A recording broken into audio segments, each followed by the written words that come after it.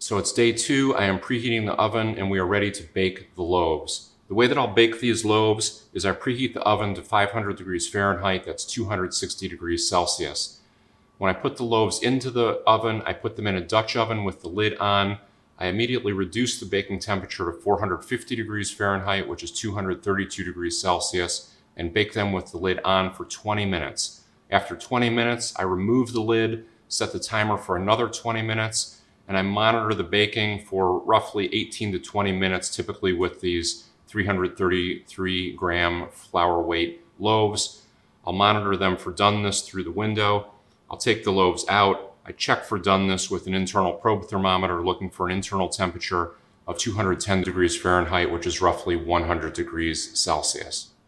Now, after we finished the final shaping yesterday, I put the loaves into the refrigerator at different times. So because of my tendency to underproof with this recipe, I did a little bit of a hybrid approach.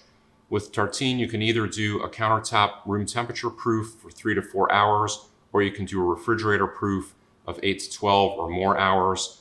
I did a little bit of both. So for loaf number 1, I let that sit on the countertop for 30 minutes before going into the refrigerator. Loaf number 2 sat for 60 minutes. Loaf number 3 sat for 90 minutes. So we'll see a little bit of extended proofing across the 3 loaves before it went into the refrigerator. Now that we'll be taking these out of the refrigerator, loaf number 1 had roughly 15 hours in the refrigerator. Loaf number 2, 14.5 hours in the refrigerator, and loaf number 3, about 14 hours in the refrigerator. I'll be baking loaf number 3 a little bit later because I can only bake 2 loaves at the same time. So let's just call these all roughly 15 hours of refrigerator proofing time. I don't believe a half-hour difference has a material impact on the proofing of the loaves. In fact, I did a video called The Long Cold Proof where I baked 6 loaves and I proofed them in the refrigerator from anywhere from 1 day to 5 days and evaluated the difference on the loaves. And I can tell you with certainty that 30 to 60 minutes does not make a material difference on the proofing at refrigerator temperature. So now let's talk about refrigerator temperature. If you recall, yesterday I talked about this chart. So once the loaves go into the refrigerator, they're taking their dough temperature into the refrigerator with them. Some people think as soon as you put the dough in the refrigerator, it immediately goes to the refrigerator temperature. It takes a long time. Based on this chart, it takes 8 hours. So when we put our loaves into the refrigerator, they go in at room temperature, which here yesterday was about 74 degrees Fahrenheit, which is 23.3 degrees Celsius. That temperature reduces over time, and after about 8 hours, it got down to my refrigerator temperature, which is right now sitting at 42 degrees Fahrenheit, which is 5.5 degrees Celsius.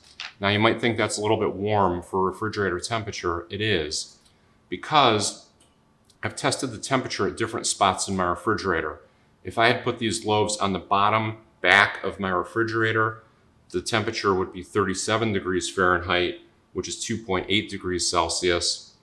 If I put them on the top shelf, which is the warmest spot in my refrigerator, it's 42 degrees Fahrenheit, 5.5 degrees Celsius. The decision I made to put these on the top shelf is because of my tendency to underproof these loaves. Every time I have the opportunity, I'm pushing the proofing a little bit here, a little bit there. This does make a material difference when you have a 5-degree difference for that last, say, 7 hours of proofing. Once it reaches refrigerator temperature, 5 degrees Fahrenheit difference does have a material impact, in my opinion, over 7 or 8 hours. Loaf number 1 is ready for scoring and baking. Let's score this. Now, if you recall, loaf number 1, this is our Chad Robertson by-the-book tartine loaf. I followed the recipe as closely as possible. Let's take a look. Now, I typically don't see much rise at all in the refrigerator. This looks like it flattened out a little bit in the refrigerator. Let me see when I take this out of the Banneton if it sits down. I use this diamond-shaped parchment paper that I cut into this shape to create something of a sling, which will allow me to put this into the Dutch oven very easily and take it out. That loaf looks pretty good. So when I take that out and I just watch it for a few seconds, I can see if it's relaxing or not. This dough is not relaxing very much. I see the sides pushed out a little bit, so it's not standing straight up, but it's actually not slack either. Sometimes the loaf will look really slack as soon as I take it out. For my scoring, I just do a very simple scoring. 1 slash just right of center. I dip this in a little bit. I have a few drops of olive oil and water in that cup. It just gives me a little bit of lubrication on the blade. I slightly angle the blade and pull it through in 1 stroke. Try to go almost down to the countertop on each side. Now I see my finger dent there went pretty deep. That looks a little bit slack to me. We'll see how these bake up, if they maintain their shape or if I went too far with my proofing adjustments here.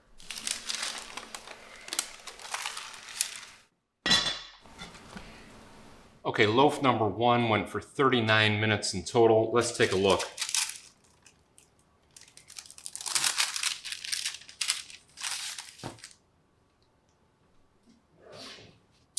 That's a beautiful looking loaf. So you can see we got really nice height, very nice symmetry. That ear opened up nicely. Looking down at the loaf, very nice opening on the bloom here. The top of the ear charred a little bit more than I prefer, but the shape is nice. We got the blistering, caramelization around the edges. I can't complain about loaf number 1. That's looking pretty good. We're going to let this sit for 90 minutes and then we will cut it open. Loaf number 2 is ready for scoring and baking. I just dust the bottoms of these with pure white rice flour. It keeps them from sticking. So loaf number 2, if you recall, was my modified tartine where we bent the rules but didn't break the rules. I stayed within the confines of the tartine recipe and I just applied my personal interpretation to a couple of areas where we tried to do more gluten development up front, a little bit different handling of the dough during bulk fermentation, particularly on the back end where I did some coil folding, and then I pushed the proofing on this loaf a little bit more than on loaf number 1.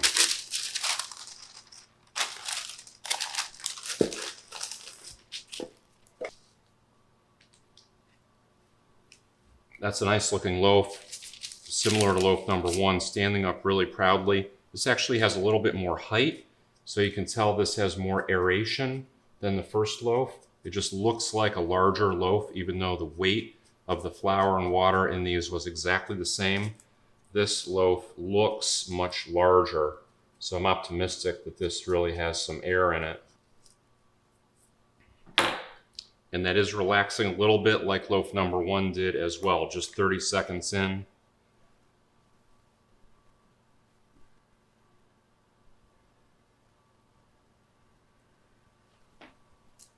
Now that one did not score as easily. My blade really got hung up on that scoring. I'm not sure why. Let's get it in the oven.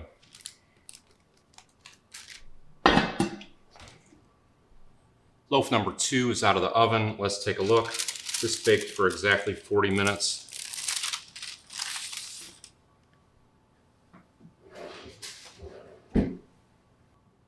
This is another really nice loaf. Opened up on the ear, incredibly tall bloom on that one. Amazing height on this loaf. You can see on this side, very nice blistering and dark caramelization. You can see the ear opened up there, good symmetry. I tend to make a little bit more rectangular loaves than the classic oval banneton shape because I don't use bannetons. I use these rectangular loaf pans. That's just my style. But this is another fabulous looking loaf. You could bake these up darker if you'd like to. This one baked up perfectly, 212 degrees internal temperature. A little bit of charring on the ear is usually when I stop. This nice caramelization on this side. This side's a little bit light, but the final baking is really personal preference. This is right about where I like them. Loaf number 2, we'll let this cool for 90 minutes and cut it open. Loaf number 3 is out of the refrigerator, ready for scoring and baking. As I mentioned, all my loaves travel with their own thermometer. This has been right around 41.5, 42 degrees Fahrenheit on the top shelf of my refrigerator, 5.5 degrees Celsius. Now, compared to the other loaves, this loaf is definitely sitting down in the pan a little bit more. So I'm not seeing the height on this that I saw on loaf 2, at least from this point of view. Now, if you recall, loaf number 3, this was our break the rules loaf, where we followed the tartine recipe in terms of the ingredients, but in terms of the process, I did a completely different process on this one. We did very heavy gluten development up front. We did a true Autolyse for 3.5 hours to start with just flour and water. Did heavy handling before bulk fermentation. And then when I got into bulk fermentation, we really backed off the handling and did a really light touch up through the end of bulk. This loaf is standing up really nicely. I mean, just like a cliff edge on the sides there. We'll see if it relaxes at all while I score it here. Let's score it.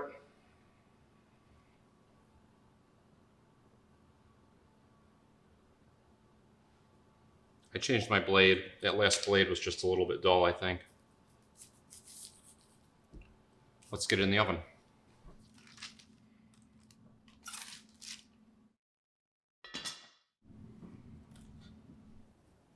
Loaf 3 baked for 40 minutes. It's done. Let's take a look.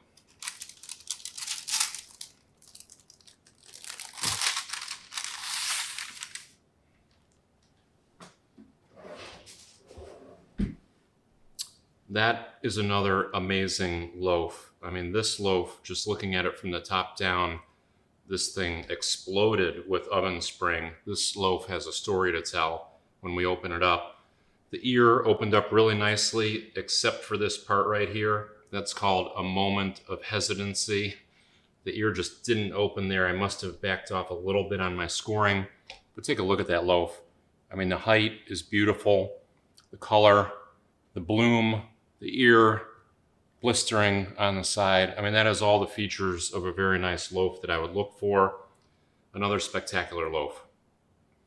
We're going to let this cool with the others, and then we'll come back and cut them open.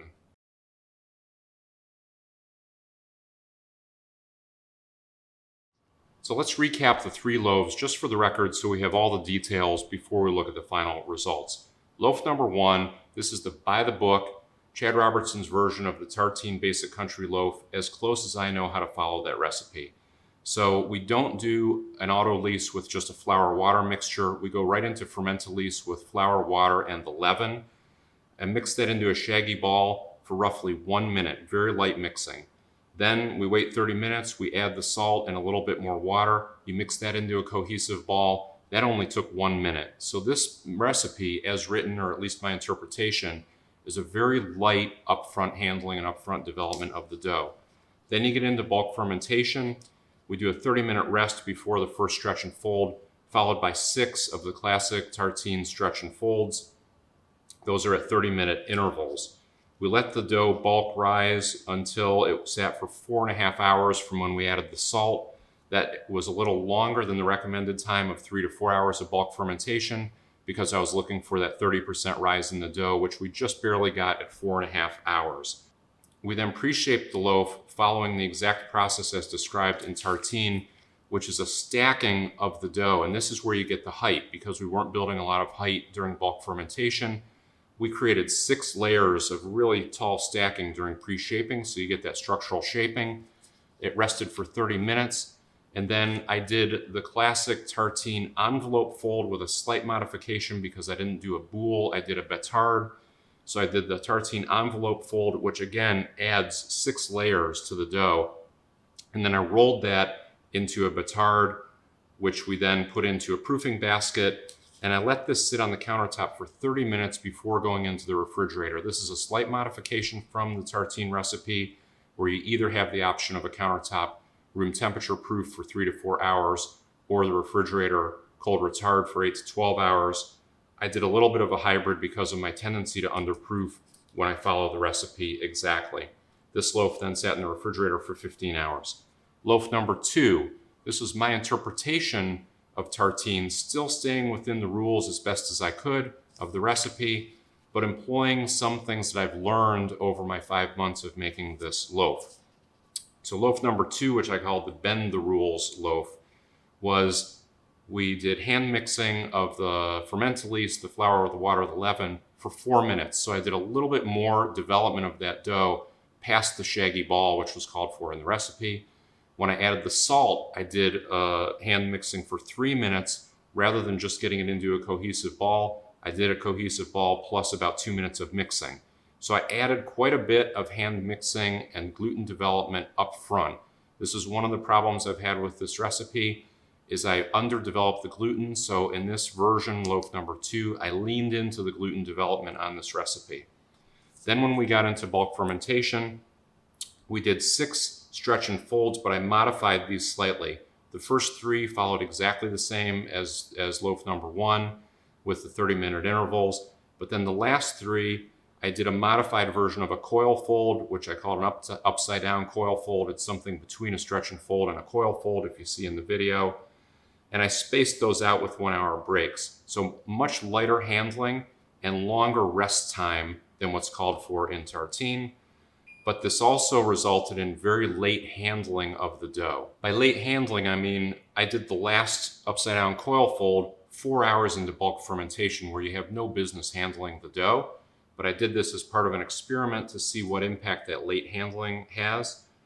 Then when we got into pre-shaping, because I did that handling so late and I was building structure late in bulk fermentation, I basically skipped pre-shaping. I just did a light tightening of the ball to build some surface tension, but I didn't do anything else. And then for final shaping, I did a moderately tight roll up of that loaf. And the reason I didn't do a loose or a super tight roll up was because I did that handling so late in bulk fermentation. I wanted this dough to be able to open up a little bit. I didn't want to be piling on too much of that last coil fold with a really tight fold. So I let this loaf, I'd say, be a little looser in the final shaping. This then sat on the countertop for 60 minutes. So I proofed this a little bit longer at room temperature before going into the refrigerator. Then for loaf number 3, this is our break the rules loaf, where I'd say this loaf is in the style of tartine, but really used a different process. So I used the same recipe, the exact same ingredients, but the process that I employed was based on what I've seen some other bakers doing with modifications of tartine. The 3 bakers who influenced my approach to this number 3 loaf are Maurizio Leo from The Perfect Loaf, Trevor Wilson from Open Crumb Mastery, and Kristen Dennis from Foolproof Baking. I took bits and pieces of all their techniques and kind of combined them into a hybrid approach. So loaf number 3 was characterized by heavy gluten development very early in the process. So we did a true Autolyse of just doing flour and water mixture and letting that sit at room temperature for 3.5 hours. That's not done in the tartine recipe. Then we did hand mixing when we added in the leaven. I did that for 3 minutes. And then I did a very aggressive slap and fold, again, to develop gluten and develop that dough for 2 minutes when I added the salt. So very heavy gluten development and handling of the dough before we get into bulk fermentation. Then in bulk fermentation, I significantly pulled back on the handling because we didn't need to do the development of the gluten because we already had it before we started bulk fermentation. So I did 2 light stretch and folds, followed by 3 coil folds with 1-hour breaks between them. Very light handling of this dough through bulk fermentation. This also bulk fermented for 4.5 hours. All the loaves bulk fermented for the same amount of time. Then for pre-shaping, similar to loaf number 2, I kind of skipped pre-shaping on this one because I did that last coil fold fairly late in the process. All I did was tighten up the outside of the pre-shaped ball to get a little surface tension. Then with this loaf, in final shaping after a 30-minute bench rest, I did a very tight roll-up of this one because the last coil fold was a little earlier in the process than it was in loaf number 2, where it was at the 4-hour mark.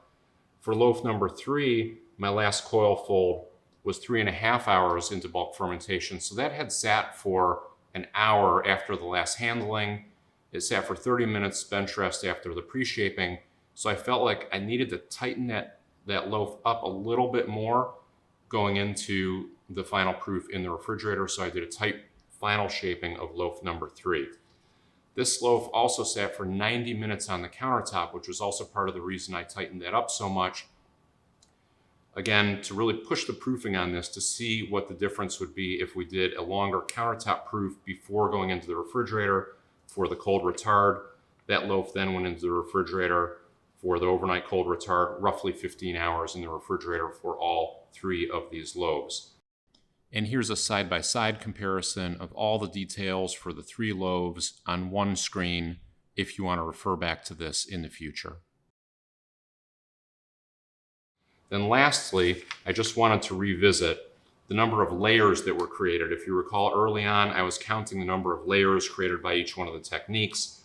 The number of layers we created in loaf number 1 was 44 layers. The number of layers in loaf number 2 was 53 layers, so we actually did the most handling in loaf number 2. And the number of layers in loaf number 3 is 36 layers, which was the lightest handling. I don't know what the impact of this will be, but when we cut the loaves open and see the crumb, we may want to come back and revisit this, so I just wanted to document the number of layers that we created. I went back and rewatched the videotape. I'm approximating the number of layers. It's impossible to count the actual number of layers, but I'm using that counting technique that I introduced earlier in this video to approximate, I'd say, the theoretical number of layers that we created through the folds.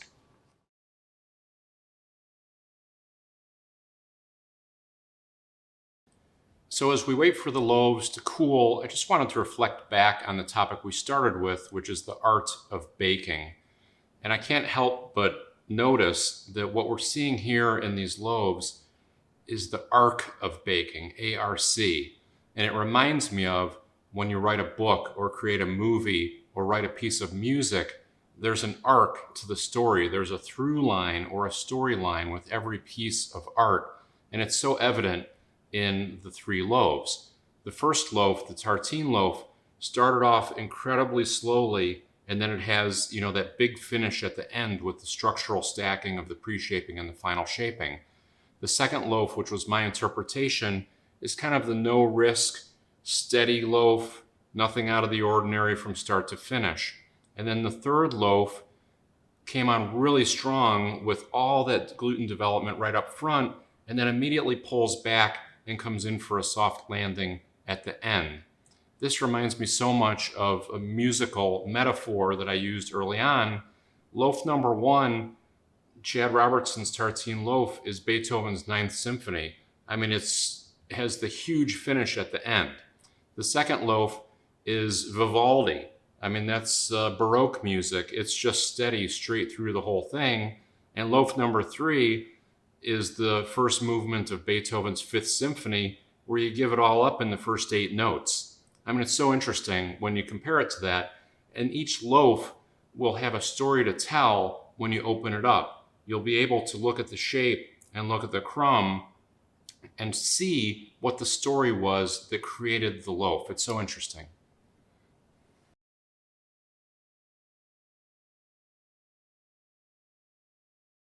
The loaves have cooled for 90 minutes. Let's take a look at them before we cut them open, just to look at the shape of the loaf and what's happening here on the exterior. So loaf number 1, this is our tartine by the book. This loaf is not shaped as perfectly as the other 2, largely because I don't typically use that tartine method when I'm making batards. So doing that envelope fold the way that the tartine method works, you get some high spots in that I just don't have the experience with to try to balance those out. So this is not uncommon for me when I do a tartine fold on a batard to get this little bit of an oblong shape on this side that's a little less symmetrical. But otherwise, that's a very nice loaf. The ear opened up, the bloom opened up nicely. The color is beautiful. Loaf number 2, by comparison, this is a little bit more symmetrical loaf just because I did a different shaping on this. The standard Batard roll up, which is a little more symmetrical to begin with. Got a very high spot here on the bloom. I'm curious to see what's inside there because sometimes that's a gas bubble that will push that up that high, or this could just be the overall height of the loaf. That one's really unclear and I'm looking forward to seeing that one. The ear opened up nicely on this one as well. Just a little taller, more compact loaf. And then loaf number 3 really exploded here. I mean, just look at the way that the bloom opened up. A tall ear, but really this erratic explosion on the bloom is notable. Otherwise, the shape looks fairly similar to loaf number 2. The difference between these 3, in addition to all the handling and shaping, is the proofing time is also different. So we have a lot of variables in play here. So I'm not going to be able to isolate exactly what variable caused what. But we also, after we did final shaping, I gave this one a 30-minute countertop proof, loaf number 1. I did a 60-minute countertop proof on loaf number 2 and a 90-minute countertop proof on loaf number 3 before they went into the refrigerator for their final cold retard. The time in the refrigerator was roughly the same based on when I took them out and baked them, so I don't believe that had an impact. But the proofing time probably did have an impact. Just when you look at the way that number 3 is kind of wildly opened up here, that implies that possibly the gluten is a little bit less tense than we had in loaf number 2, which kept this a really tight package. So I'm curious to see what the crumb of loaf number 3 looks like. But overall, the shape of these loaves, I can't complain at all. These look beautiful compared to a lot of the loaves that I bake. Really nice height, symmetry, just very nice looking loaves overall on the outside.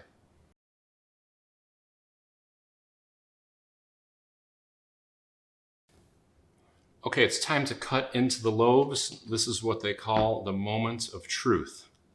Loaf number 1, Tartine by the book. Let's see how it looks.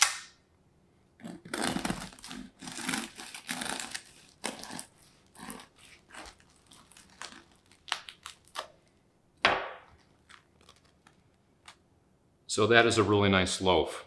So what I'm seeing here is the irregular crumb that comes with Tartine. This is a little bit tighter crumb.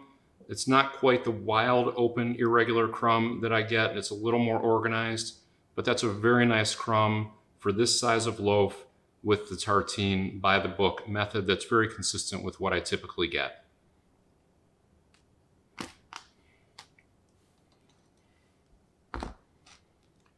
Loaf number 2, this is my modified version of Tartine, where I did a little bit more gluten development up front, a little bit lighter handling on the stretch and folds 4, 5, and 6. Let's take a look.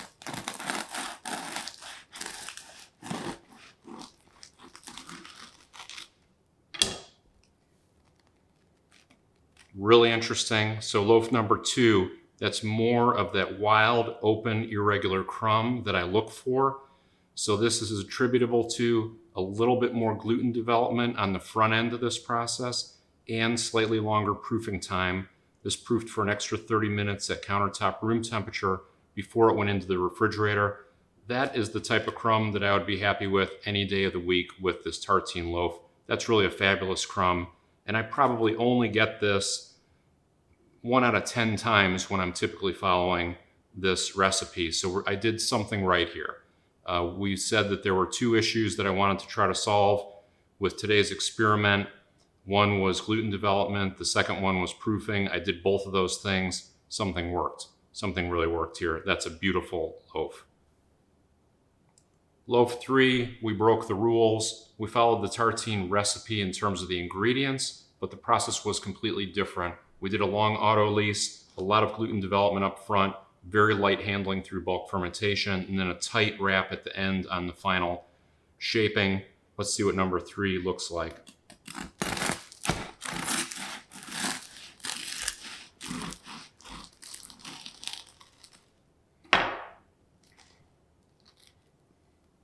Even more wild, open, irregular crumb. This one's interesting. There's a lot of verticality to the crumb there. I'm not sure what causes that, but this is what I would call a wild, open, irregular crumb. This is kind of Tartine at its extreme. And this is a combination of more gluten development up front in the process, less handling during bulk fermentation, and longer proofing time, in addition to the 4.5 hours that all these loaves proofed at. This one went for 90 minutes more before it went into the refrigerator. That's another spectacular loaf. Really beautiful, interesting crumb. So just looking at these loaves, these are incredible. I mean, just one more time, loaf number 1, the Tartine loaf, incredible, beautiful, consistent crumb. Not quite the wild open crumb, but that's the reason I did this experiment, is because I just wasn't quite getting it when I followed that recipe by the book. But that's a beautiful loaf of bread. Loaf number 2, exact same recipe and process with minor modifications. That's what it's all about right there. This is the small nuance. You saw it, all the hundreds of small tweaks, the small changes that I made to the exact same recipe and largely the same process. Beautiful crumb. I mean, that is what I strive for right there. Love that crumb. Loaf number 3, shows when you push the envelope, and I prefer this wild open crumb as well. That shows there's even more, there's even further to go with this recipe, with what you could do with the wild open crumb. This is the opening of a door into something beyond what I've done before. That's really interesting. So I couldn't be happier with these loaves. I'm actually kind of blown away. These are 3 of the best loaves I've ever made, and I just happened to capture them for posterity with this video, which was incredibly fortuitous. So now let's do the lineup. Loaf number 1 on the left, 2 in the center, 3 on my right. It's a really interesting progression, and it's what you would expect. Loaf number 1 is a little bit more dense. Loaf number 2 a little bit more open. Loaf number 3 wildly open. And I think that's attributable to all the factors that I talked about. It's impossible to isolate what portion of the openness is attributable to handling versus gluten development versus proofing. And that really wasn't the purpose of this experiment. I've done other experiments in the past where I hold all the variables constant except for one, and then change one variable and try to diagnose it. This is really more about a baking style. Loaf number 1 had a baking style. Loaf number 2 had a baking style. Loaf number 3 had a baking style. And the style includes everything. So this just goes to show that when you combine all these aspects of the technique and the baker's own personal preference, you get 3 wildly different looking loaves of bread, and each loaf of bread tells a little bit of a story about how it got there. When I started this video, I said that my goal was to go from consistently making above average loaves to making spectacular loaves. I can see elements of spectacular loaves in all 3 of these, and I can see spectacular loaves in my future. Is there a little bit more to tweak? Is there one more thing to change? There always is.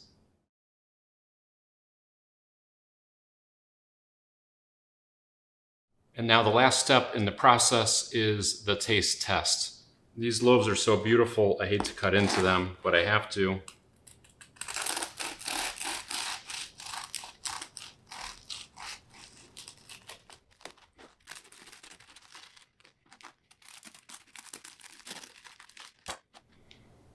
I mean, just look at that bread. It's beautiful.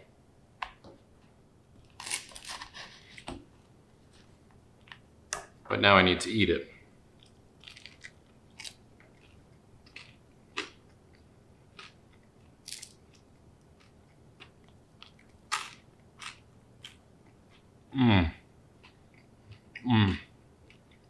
There's good bread.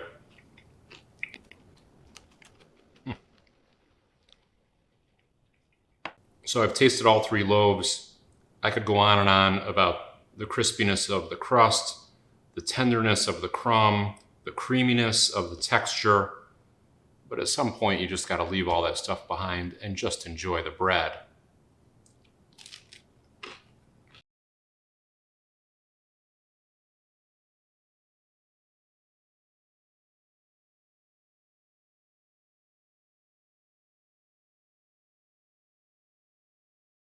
Thank you for sticking with me. I know this has been a long road. As we wrap up, I just want to reflect on where we started, the art and alchemy. The art of baking, what we learned through this exercise is that the individual nuances of the baker are reflected in the loaf. You can't escape that. I can't make Chad Robertson's tartine loaf any more than I can paint Leonardo da Vinci's Mona Lisa. The individual baker impacts the outcome of the loaf, and the baker's mind, the baker's hands, the baker's style is just like the way that an artist would create art. The second aspect we talked about, the alchemy, is so evident when you think of all the disciplines that we had to apply to create a loaf of bread. It includes physics, chemistry, biology, architecture, geometry, mathematics, and thermodynamics, but it also includes all 5 senses: sight, sound, taste, touch, and smell. It's an incredible confluence of all these disciplines and all the senses to actually create a loaf of bread. And trying to turn water, flour, salt, and yeast into a loaf of bread is no less extraordinary than the ancient alchemists trying to turn lead into gold. And lastly, the perfect loaf remains elusive and the sourdough journey continues. I want to thank my co-collaborators, my unknowing co-collaborators, Chad Robertson, for this incredible book. I also want to thank Maurizio Leo, Trevor Wilson, and Kristen Dennis for their input into the techniques and methods that I applied here. And lastly, I want to thank, most of all, my wife Susan for allowing me to take over our kitchen and pursue this quest for the perfect loaf. So thank you. I know this has been a long video, and I hope you found it helpful. And I hope to see you on the next leg of the sourdough journey. Now I am going to eat some bread.